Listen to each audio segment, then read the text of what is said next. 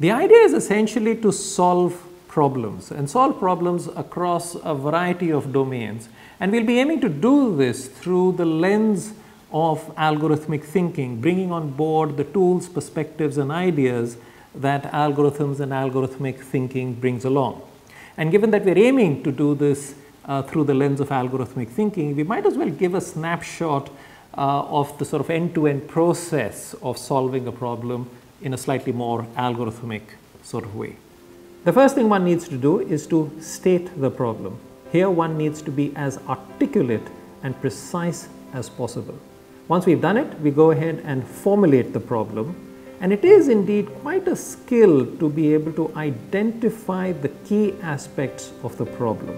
One of course also has to be very clear on the underlying assumptions, and we should note that it is perfectly okay to initially work with a simplified version of the original problem if the original problem actually turns out to be quite hard.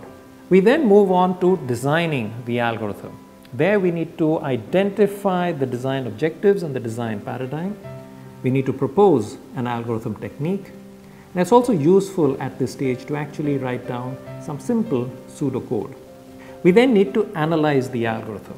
And the first thing one again asks there is efficiency.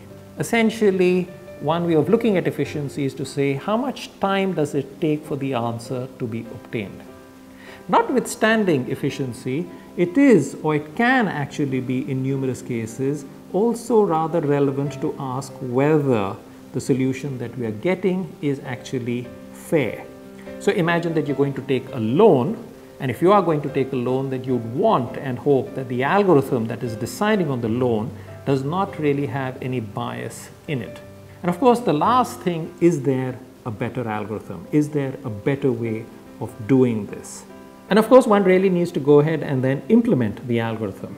There we first write detailed pseudocode, go ahead and write the program in a programming language, and of course, finally, we need to validate if the solution addresses the original problem statement in a satisfactory manner. So to whet our appetite, let's just go ahead and just look at a few sample problems. Let's start with a relatively simple problem, the problem of finding a number in an array. So the input could be an array A of n integers and an integer m, and the output could be true or false. True if the array A contains the integer m, and false otherwise. Let's look at a more challenging problem. The problem here is of path planning for autonomous vehicles. The input could be points A and B on a map, and the output could be the path that maximizes the distance between the vehicles and obstacles.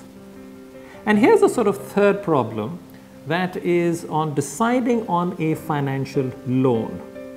So the input would be the loan applicant's details, and the output perhaps could be in the form of yes, no, or maybe. No, the person is not eligible for a loan. Well, maybe in the sense that perhaps more details are required before a decision could be made, or it could be yes. Yes, the person is eligible for a loan, and you just have to specify the amount, the duration, and the interest rate. Now, what we've done is really just highlighted a few sample problems, but what we really want to work towards is being able to use the methods, tools, and perspectives that come along with algorithms and algorithmic thinking in a manner that we get better at articulating problems, at formulating problems, at the design, the analysis, and the implementation of algorithms in a manner that we are able to actually solve the original problem that we posed.